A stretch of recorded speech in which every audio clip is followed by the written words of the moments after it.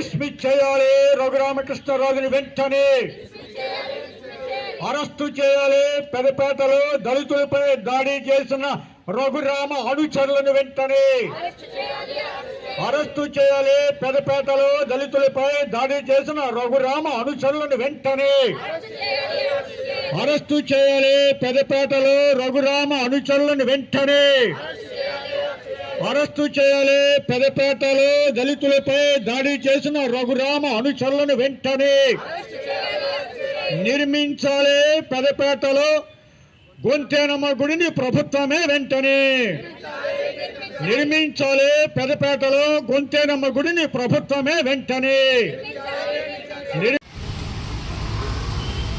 పవిత్రమైనటువంటి శ్రీరామనవమి రోజు మత సామరస్యానికి ప్రతీకగా ఉన్నటువంటి శ్రీరాముడు కళ్యాణం రోజు పరమభక్తుడని చెప్పే రఘురామకృష్ణరాజు రాముడికి కళంకం తెచ్చాడు. దళిత ఓడలోకి రౌడీ మూకలను తీసుకెళ్ళాడు. మా పేట మీద దాడి చేపించాడు. ఎందుకురా ఈ దాడి అంటే అక్కడ గొంతెనమ్మ గుడిని కబ్జా చేయడానికి ప్రయత్నం చేస్తూ ఉన్నారు. మిస్టర్ రఘురామకృష్ణరాజు ఖబర్దార్, దళితుల పేటల్లో ఉన్నటువంటి ఆస్తుల్ని కబ్జా చేయడానికి చూస్తే నిన్ను మళ్ళీ ఎన్నికల వరకు కాదు, ఈ మధ్యలోనే తరిమి కొడతారు. ఇవాళ మేము అడుగుతూ ఉన్నాం ప్రభుత్వాన్ని, ఆ దాడిని నిష్పక్షపాతంగా నిజాయితీగా ఖండించాలని. ప్రభుత్వం కూటమి నాయకుల మీద దాడి అని చెప్తూ ఉన్నారు. మా ఇళ్ళ మీదకి దాడికి వచ్చింది ఎవరు? మేము కూటమి నాయకుల ఇళ్ళ మీదకి దాడికి వెళ్ళామా? మా మీదకి కూటమి కార్యకర్తలు, కూటమి ఎమ్మెల్యే దాడికి వచ్చాడు ఆ ముఖ్యమంత్రి గారు. మీరు గమనించండి, ఈ దాడి మీద సిట్టింగ్ న్యాయమూర్తి చేత విచారణ జరిపిస్తే ఎవరు మీద దాడి చేశారో తెలుస్తుంది.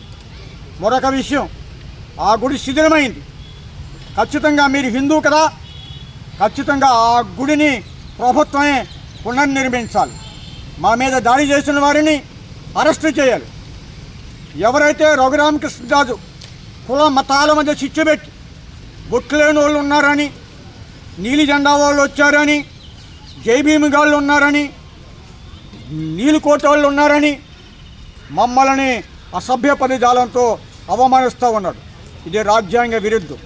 ఒక డిప్యూటీ స్పీకర్ హోదాలో ఉండి అతనికి ఓటేస్తున్నటువంటి ప్రజలని, అతని నియోజకవర్గ ప్రజల మధ్య మత చిచ్చు పెట్టడం అనేది లౌకిక రాజ్యానికి, మత సామరస్యానికి విరుద్ధం. అతని మీద కేసు పెట్టాలి. దేశద్రోహ 120B దేశద్రోహం కేసు పెట్టాలి. అతన్ని జైల్లో పెట్టాలి.